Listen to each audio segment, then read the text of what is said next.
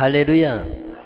Reka dushime Imana cyane kuri aya manywa y'umunsi mwiza, umunsi w'isabato, umunsi ufite icyo uvuze gikomeye kuri twebwe, kandi umunsi Imana itwibutsa ibintu bikomeye yadukoreye muri ubu buzima ndetse n'ibyo yifuza kudukorera mu buzima bw'ahazaza. Imana ihabwa icyubahiro.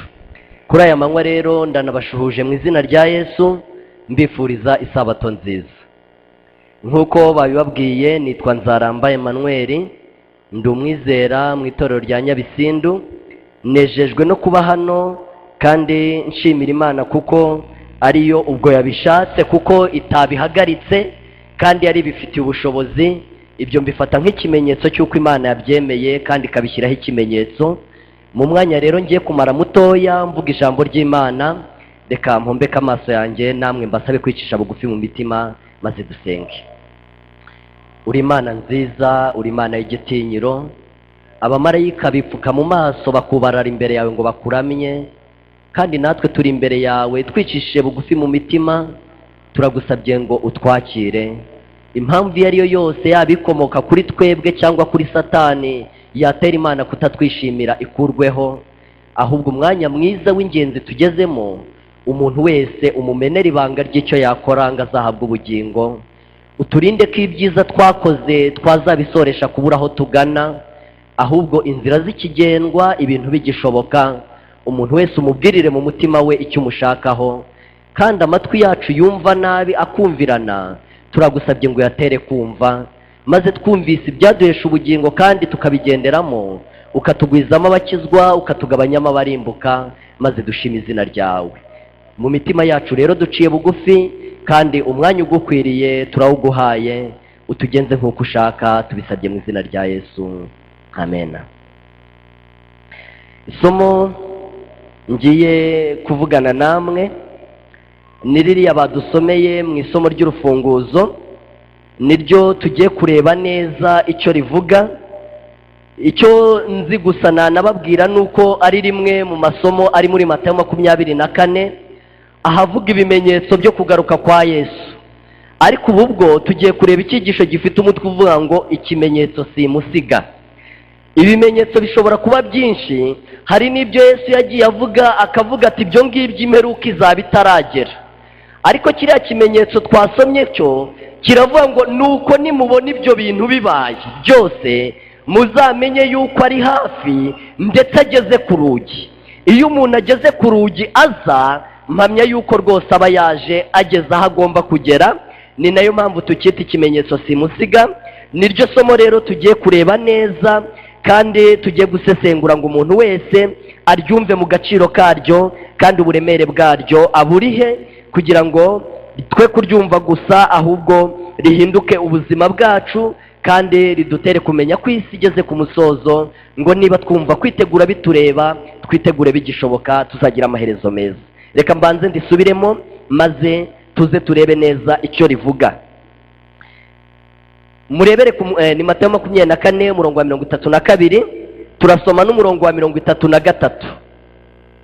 Murebere ku mutini niwo cyitegererezo, ishami ryawo iyo ritoshye ibibabi bikamera, mumenya yuko igihe cy'impeshyi kiri bugufi.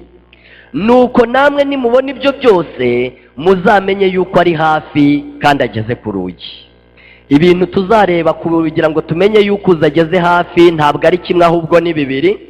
Nukureba niba ishami ry'umutini ryatoshye, kandi nukureba niba ibibabi byawo byameze, kuko ibyo bintu bibiri nibimara gusohora, ishami ry'umutini rigatoha n'ibibabi byawo bikamera, uza azaba ageze ku rugi, azaba ageze hafi cyane agaruka. Umuntu wese agomba kugira umutini w'icyitegererezo areberaho, kugira ngo uza atazaza akamutungura. Ariko iyo dusomye Bibiliya zacu tugahera mu itangiriro tukagera mu byahishuwe, dusanga habamo imitini ibiri gusa, kandi muri iyo mitini ibiri habamo umutini umwe uvugwa n'iri somo w'icyitegererezo. Umutini wa mbere wanditse muri Matayo 21.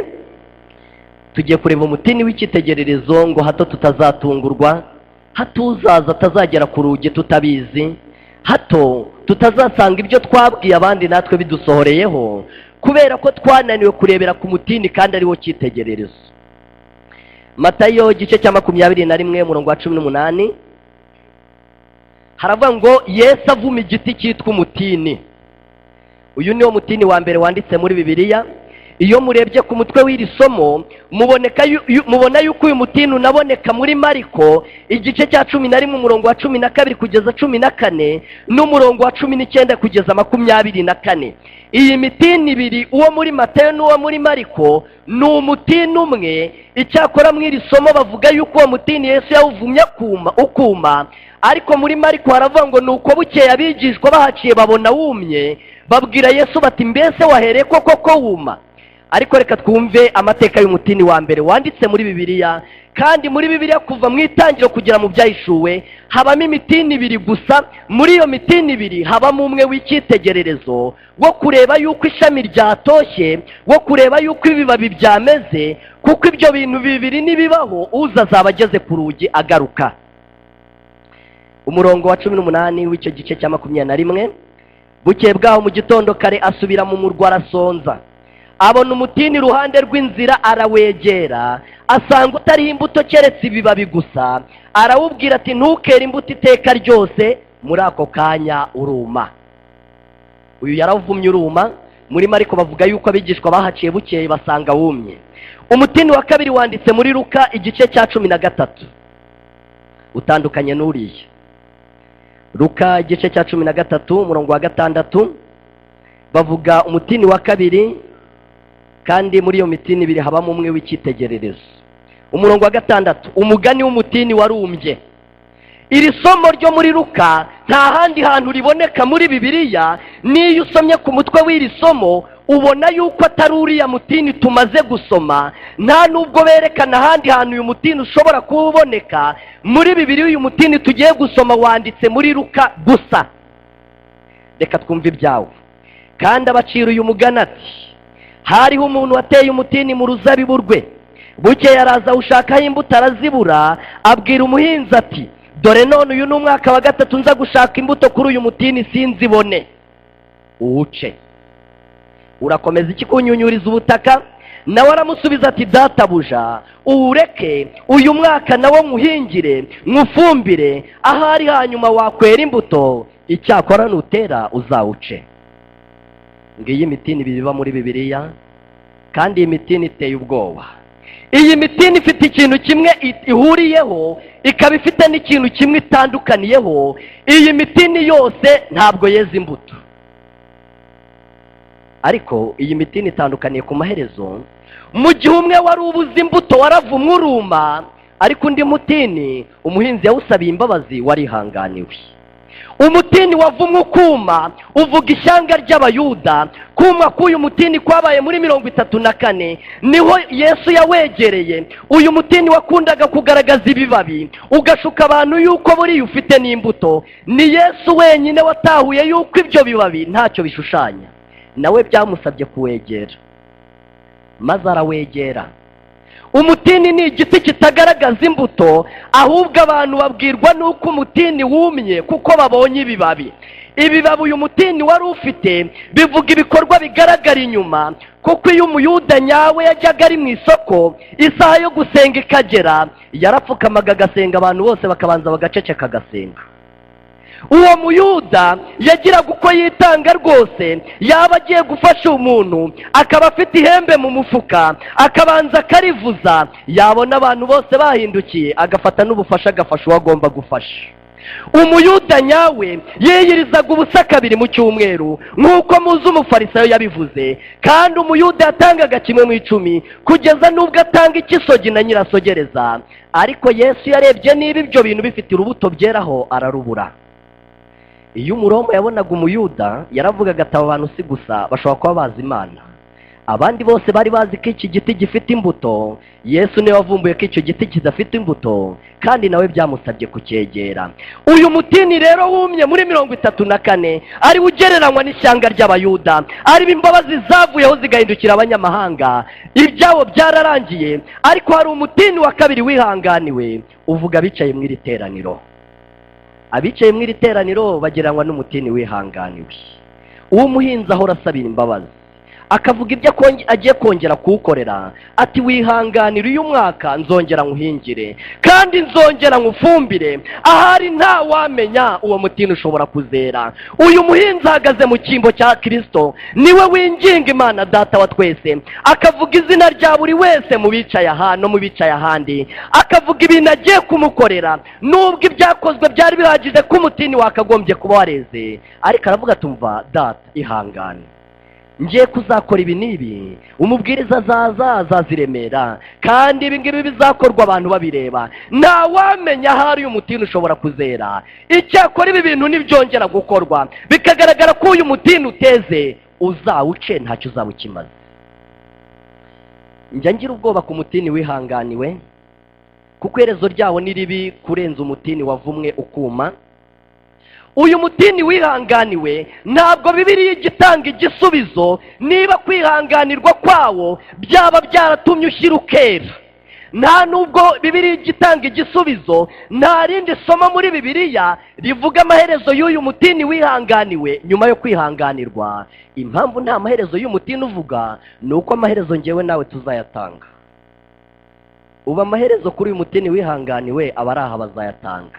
Niba nyuma yo kongera guhingirwa no gufumbirwa uzera, niba utazera ntawamenya. Ariko kuri bamwe imbabazi z'Imana zizabagirira umumaro, kwihangana kw'Imana kuzabagirira umumaro. Uyu mutini bandi uburyo Imana izakoresha ngo ibegure izaba nk'iruhira ubusa, izamba nka bya bindi bavuga ngo irimo iracira injiji amarenga imara amanonko, ni hahandi bazabisoresha ko ibintu bizagenda nabi. Umutini wihanganiwe uvuga abanyamahanga natwe turimo, kandi uyu mutini nawo ntabwo wigeze wera imbuto. Ibyakagombye kuwufasha ngo wera imbuto byarabonetse, ariko uwo mutini ntabwo urera imbuto. Kandi ibi bintu umuntu wese agomba kubitekerezaho, kuko ikimenyetso kizaranga yuko Yesu agiye kugaruka ni igihe muzabona ishami ry'umutini wumye. Umutini w'icyitegererezo muri aya masomo ni umutini wumye uvuga ishyanga ry'Abayuda. Abo ubereye icyitegererezo ni umutini wihanganiwe. Ikimenyetso kimwe kizaranga ko Yesu agiye kugaruka ni igihe abantu bazabona Abayuda bamwe bamwe batangiye kugaruka ku Mukiza, bakihana kwanga Mesiya kwabo. Ibyo ngibyo uzabikurikirane kuri radiyo, uzabyumve mu binyamakuru. Igihe uzabyumva uzamenye ko umwana w'Imana ageze ku rugi agaruka. Ni ikimenyetso cy'imperuka. Ntabwo igiti cyose kizongera gutoha, ariko umunsi uzabona amashami y'igiti cyari cyarumye atangiye gutoha, Abayuda bamwe bamwe bakagaruka ku gakiza, bagatangira kwihana imirimo yabo ipfuye, bagatangira gusaba imbabazi igihe bapfushije ubusa. Uza azaba ageze ku rugi agaruka. Reka mbabaze ku byerekeranye n'igiti cyihanganiwe. Mbese ko ibinyejana bisimbura ibindi, uyu munsi akaba ari ibimenyetso umuntu atiriwe areba mu mutima, areba inyuma hagaragara yuko n'uyu munsi igiti cyihanganiwe kitari cyera, yuko n'uyu munsi imbuto zitaragaragara. Mbese iki giti cyihanganiwe amaherezo yacyo azaba yahe? Kiravuga ngo icyakora nuramuka uteza, ntacyo uzaba utarawukoreye uzawutsiratsize ibyawo bizarangire. Muri Bibiliya harimo isomo rivuga ngo nimurebere ku mutini niwo cyitegererezo. Umunsi muzabona ishami ryawo ryatoye, umunsi muzabona ibibabi byawo byameze, muzamenye yuko uzageze ku rugi. Mu gihe Bibiliya ivuga umutini washatsweho imbuto ukavumwa ukuma, ikavuga umutini washatsweho imbuto zikabura ukihanganirwa kubera ugereranywa n'umuhinzi niwe Yesu Kristo. Mu gitabo mu rwandiko Petero yanditse bavuga ngo ntabwo Imana itinze isezerano ryayo nk'uko bamwe batekereza ko iritinza, ahubwo itwihanganira. Idashaka wajyana umugenzi ute, ahubwo ishaka abantu benshi bishobotse babaye bose bakwihana bagahabwa ubugingo. Nubwo ibyo bintu bitazashoboka ngo abantu bose bihane bahabwa ubugingo, ariko Imana yifuza kunyaga abantu benshi Satani. Nicyo gituma yongera igihe ikarinda umuntu ibizazane, ngo irebe yuko kumurinda kwe byazamurindiriza kugeza ku munsi wo kwihana. Ariko Imana imera nk'irushywa n'ubusa, irindira abantu ubusa bazasoza urugendo rwabo nabi. Ndifuza kubabwira itangazo rizasoza izi mbabazi Yesu asabira umuntu wese. Ni itangazo rizavugwa ku isi abafite mu mutwe horoshye hagahinduka abasazi. iryo tangazo rizashyira iherezo ku kintu cyose mu gihe Yesu asabira umuntu wese imbabazi, mu gihe amwingingira amuvuze mu izina, mu gihe avuga ibyo agiye kumukorera, ibintu bigakuranwa abantu batabonye icyo bisobanuye. Ndagira ngo mbabwire ibintu bizasoza ibi bintu. Ni isomo ryanditse mu Byahishuwe igice cya 22. Ni itangazo riteye ubwoba. Igice cya 22 turasoma umurongo wa 10 dusome n'uwa 11. Kandi arambwira ati amagambo y'ubuhanuzi bw'iki gitabo ntuyazigame ngo yagire ubwiru, kuko igihe kiri bugufi. Ngukiranirwa agumya akiranirwe, uwanduye mu mutima agumye yandure, umukiranutsi agumye akiranuke, uwera agumye yezwe. Iri tangazo rizavugirwa mu ijuru kandi rizavugwa ku isi. Hariho abantu 4 banditse muri uyu murongo. Ndashaka gusoreza ku gusobanurira aba bantu 4. Umuntu wese wavukiye mu iyi si, mu muryango ukomeye cyangwa woroheje, utaha mu nzu y'ivura ivunda abantu batazi, n'utaha mu bitabashwa ukomeye cyane, azaba afite umuntu yahagarara inyuma muri aba bantu 4 banditse muri uyu murongo tugiye kureba abari bo. Ariko iri tangazo rizavuga ngo aho umuntu ageze agenda nahagarara, full stop. Iri tangazo niritangazwa nta muntu uzongera gutera intambwe naho yaba nto ngo yigire imbere. Rizavuga ngo birarangiye, nagumye akiranirwe, uwanduye mu mutima nagumye yandure, umukiranutsi nagumye akiranuke, uwera nagumye yezwe. Iyo abantu basoma iri somo bagira ngo rivuga abantu 2, rivuga abantu 4 bategeranye kandi badasa. Kandi umuntu wese nubwo uyu munsi yashakisha umurongo uhagazeho muri aba bantu 4 ntawubone, umuntu wese azabona umuntu ahagaze inyuma muri aba bantu 4. Iri tangazo niritangazwa ngo marayika azaza abwire Yesu azamusanga ku ntebe y'imbabazi, azamubwira turacyakora iki se? Kandi n'uyu munsi uracyasabira igiti kitera imbabazi?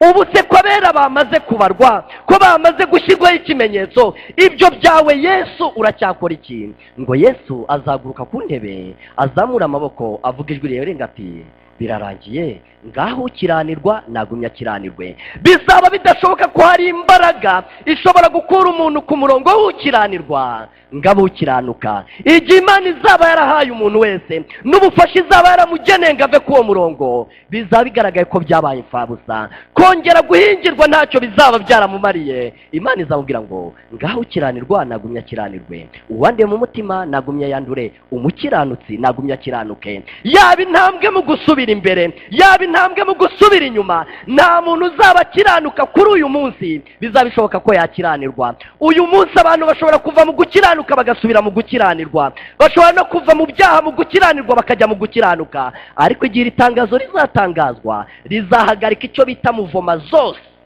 Nta nyamaswa izongera kwasama ngo irye umuntu, bizaba birangiye.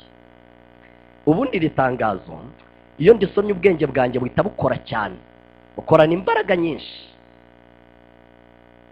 Iri tangazo niritangazwa nta muntu ukiranuka bizaba bishoboka ko yakiranirwa, nk'uko umuntu afata igitabo cye akacyandikaho izina ngo bibe ikimenyetso cy'uko ari icye. Izina ry'Imana rizaba ryanditse mu ruhanga rw'abantu bayo, kandi bizaba bidashoboka ko basubira inyuma ukundi. Mbese bazaba babaye ab'Imana, ubwoko bwayo bwite. Reka mbasobanurire aba bantu. Uwo Bibiliya yita ukiranirwa ninde? Ni umuntu twebwe twita umupagani. Abenshi ntibagira idini mu bakiranirwa, iyo batekereje ibyaha baranabikora. Mu yandi magambo, ntabwo bashobora kubwira abantu bati mubireba nabi mutwita abakiranirwa ariko turi abakiranutsi. Rwose ni abanyabyaha batabigira impaka. Izina twebwe tubita abapagani. Imana izaba yarakoze uko ishoboye, yaramaze amanonko ikirinjije amarenga. Bizaba byarabaye nka bya bindi Yesu yavuze ngo abanzi banyu bazabubakaho uruzitiro kuko mutamenye igihe mwagenjeje mute, mwagendererewe. Imana izaba yaramugendereye mu byo areba, yaramugendereye mu byo yumva. Bigoranye cyangwa byoroshye ntacyo byamumariye, azaba akiri ku murongo wo gukiranirwa, kandi azaba agomba kuguma k'uwo murongo by'iteka ryose. Uwa kabiri, umuntu ntera agahinda, umuntu bita uwanduye mu mutima. Izina rye risobanura uwo ari we. Afite izina rya kabiri, yitwa inyangamugayo. Ni umuntu udafite ikibazo mu bikorwa. Harya ngo yitwa ugenje gute? uwanduye ikibazo afite ntagifite mu bikorwa, agifite mu mutima. Iyo abantu bashatse inyangamugayo baramwemera maze bakamutora mu nshingano zose basanga zikwiriye, mbese ni inyangamugayo. ariko iyo Imana imugezeho ivuga amagambo yavugiye kwa Yesaya, iravuga ngo namugaye iti kuko abantu bareba ubwiza bugaragara ariko Uwiteka areba he? Abo bantu banejejwe no kuba bemerwa n'abantu, abo bantu batigeze bashakisha Imana imitima yabo, abo bantu badafite ibimenyetso n'ibihamya by'inzira zabo, bazaba bakwiriye kuguma k'uwo murongo. Muri buri torero ryose habamo abantu bitwa banduye mu mutima b'inyangamugayo ariko bafitanye ikibazo n'Imana, abantu batasobanura inzira z'urugendo rwabo, mbese babaye nk'abahinduye akarere bakava mu bapagani mu bakristo.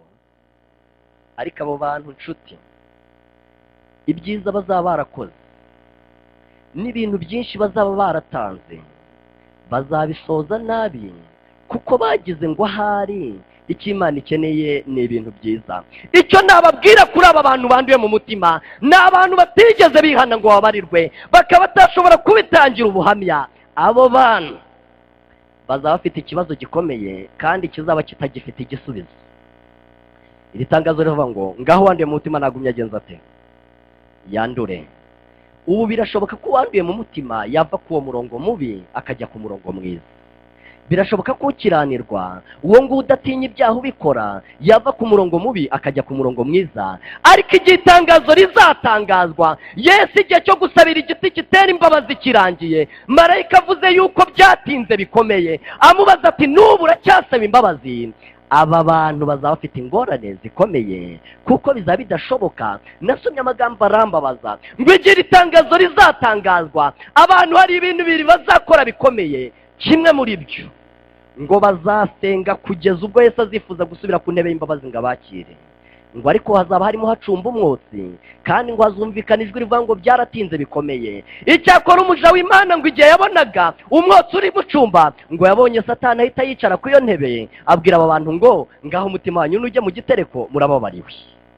Ariko nshuti, icyo gihe kizaba giteye ubwoba. Icyo gihe abantu bafite imitima yoroshye bazaba basazi. Abantu bazabona ibyo bagombaga gukora, babona uburyo byari byoroshye, ngo bazapfukama cyane, bazashaka Imana babikuye ku mutima. Ngo ariko bazajya bumva muri ijwi rivuga ngo reka da, ntibishoboka, byaratinze. Iryo tangazo rero riteye ubwoba. Kandi iri tangazo nirimara gutangazwa, umuntu wese azaba yakatiwe umugabane agomba guhagararamo, nta muntu uzaba atazi uruhande rwe. Wenda reka mbasomera amagambo makeya avuga ibyo bintu ndimo mvuga mu gitabo cyitwa Intambara Ikomeye, kuri paje 430. cyane cyane muri iki ngiki turimo duha abantu, nicyo narebye paje yacyo neza, haranditse ngo abamarayika bazaba banyuranamo bava mu ijuru abandi basubirayo. Marayika wari waratumwe mu isi azagaruka atangaze ko umurimo yari yarahawe awurangije, ko ishungura riheruka ryamaze kugera ku isi, maze abagaragaje ko ari indahemuka ku mabwiriza y'ijuru bose bashyizweho ikimenyetso cy'Imana nzima. Nuko Yesu arangiza umurimo wo gusabira abanyabyaha imbabazi mu buturo bwo mu ijuru, azamura ibiganza bye avuga ijwi rirenga ati birarangiye, maze abamarayika baziranenge bose barambika amakamba yabo hasi. Ubwo Yesu azatangaza mu magambo ati inkozi z'ibibi yose nigumye ikora ibibi, n'uwanduye mu mutima agumye yandure, naho intungane igumye ikora ibitunganye, n'umuziranenge abe umuziranenge. Ubugingo cyangwa urupfu, Kristo yarangije guhongerera ubwoko bwe, maze akabezaho ibyaha byabo. Umubare w'abantu be wamaze kuzura, ubwami, ubutware no gukomera k'ubwami bwose biri munsi y'ijuru biri hafi kwegurirwa abazaragwa agakiza, kandi Yesu akaba umwami w'abami n'umutware w'abatware. Buri muntu azaba afite umuntu yahagarara inyuma muri aba bantu bane. Iyo umuntu arimo ashakisha umwanya wakawubura, aba bantu babiri ndangije, ukiranirwa n'uwanduye mu mutima, baza bakwiriye gufatana agatoki ngo bajye ahantu habi hateye ubwoba kwavuga. Hari abandi babiri bitwa ukiranuka n'uwera. Ukiranuka ninde? ni umutambiko wo hejuru Imana ishaka ko duhagararaho. Kuko biratubwira muri Matayo igice cya 5 ku murongo wa 48 ngo namwe mumwe cyane ko so mu ijuru agenza ate akiranutse. Uwo murongo Imana iduhamagarira guhagararaho, umuntu wese akaba asabwa kutangaho umugore we. Bundi mu by'agakiza nta muntu urinda undi, ahubwo umuntu akwiriye kwibuka yuko mu birora abasiganwa biruka bose, kandi bose bazi ko hazagororerwa umuntu umwe. Ubwo rero umuntu icyo yaharanira nuko yaba we. Aba bantu rero witwukiranuka ni abantu Imana yahamagaye, Imana barihana barababarirwa, ikindi barahinduka ngo babyarwe ubwa kabiri, baza bari ku murongo Imana yashakaga. Hari abandi ba kabiri bitwa abera. Ntabwo iri somo rivuga ngo uwera gumye yeri, ahubwo ravuga ngo uwera gumye yezwe. Usome muri Bibiliya zanyu. Ni umuntu umaze kwihana akababarirwa, Imana ikaba imaze kwemera, akaba yaragiye kujya ku murongo wo guhinduka. Ariko utazabona igihe cyo guhinduka bitewe nuko igihe kidahari Yesu ayisagaruka. Ni nk'umuntu wamara kwihana akababarirwa akava mu mubiri, cyangwa akamara kwihana akababarirwa Yesu akagaruka. Ntabwo ubundi uyu muntu aba yera, ahubwo n'izina Imana imwihera. Imana mu bumana ntabwo ikiranuka ahubwo irera, ariko igihe Yesu yari mu isi yarakiranutse. Kuko byarashoboka ko gukiranirwa bishoboka, kandi gukiranuka byamusabaga kurwana intambara. Ariko Imana mu bumana itarambara umubiri ntabwo ikiranuka ahubwo irera. Iyo umuntu abyawe n'Imana imuhereza izina ryayo kandi ibimwifurije imico yayo. Urugero nabaha mbasobanurira uwera ni uru rukurikira nkunda gutanga kw'iri somo. Abantu bigisha muri primaire, muri primary, babita metere na metresse, ariko ntabwo ubundi ari metere, ni emaniste, bafite amashuri 6. Ariko abo bantu babihera izina ryiza ngo bazakunde akazi kandi bazifuze kugera ku urwo rwego. Abigisha muri segonderi babita profeseri. Batangiye kubita profeseri, dufite abaprofeseri 4 mu Rwanda. Ubundi ntabwo bari ba profeseri, ahubwo babifuriza kuzaba profeseri, bakabihera izina ryiza babibutsa yuko bagomba kuzarikorera. Iyo umuntu amaze kubyarwa n'Imana, uwo muntu utari wabo wera, uba ufite rwose inenge mu mutima we, uwo amategeko y'Imana yasuzuma ntamwemere. Uwo nguyo bamuhamagaye Yesu yitaba mu cyimbo cye, akavuga yuko bitewe n'uburyo yavuye mu byigomeke, ibyo agomba kubazwa byabazwa Yesu. Uwo muntu Imana imwihera izina ryayo, ariko ikamukundisha kuguma kwezwa ngo azagere ku kwera gukwiriye, ariko kwitwa gukiranuka. Arirwo rwego twageraho turi mu isi. Nkuko iryo somo nyine rivuga ngo namwe mwe cyane ko so mu ijuru akiranuka, burya n'igihe Yesu yari mu isi yarakiranutse. Icyo nagira ngo mbabwire nuko abo bantu babiri, umuntu wihannye akababarirwa, akaba atabonye uko yahinduka nkuko byabaye ku gisambo ku musaraba, akaba atabonye uko yasubiza ibyo abandi yibye ngo anasaba imbabazi abo yahemukiye. Uwo muntu byawe n'Imana wagombaga kugumya kwezwa, ariko utabonye uburyo bwo kubikora bitewe no kutabyanga, ahubwo bitewe n'uko isi naho igihe kigarukiye, azaba ari umwe mu bakwiriye kujya mu ijuru.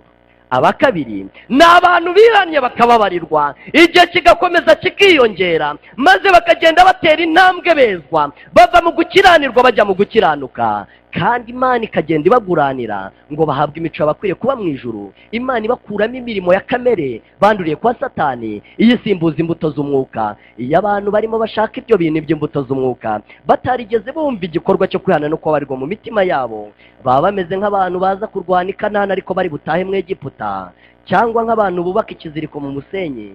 Ni ukuvuga ngo ibyo bakora ntibishobora kuzuzura, ariko hari uko ibintu bikurikirana, kandi ibyo bintu byose ni ingenzi ku mutima w'umuntu wese muri twebwe.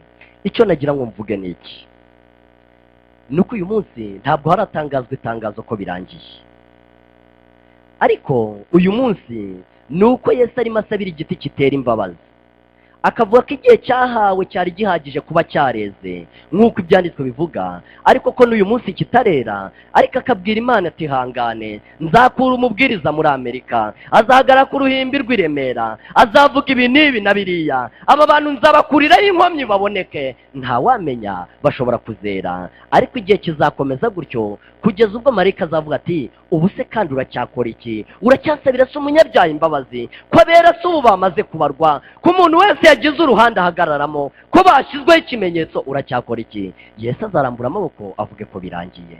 Reka kuri aya manywa meza ayimana ibitanze umugisha, dore ko umunsi wose ugira umugisha wawo ukagira n'ibibi byawo. Reka dushime Imana yuko igifite imbabazi. Reka dushime Yesu ko agisabira umuntu wese imbabazi.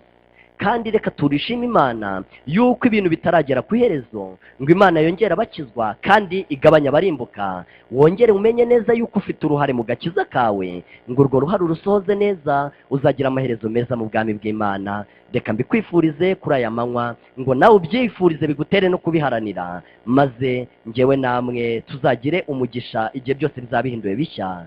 Ndabibasabira nanjye nisabira mu izina rya Yesu, mu izina rya Yesu, mu izina rya Yesu, mu izina rya Yesu.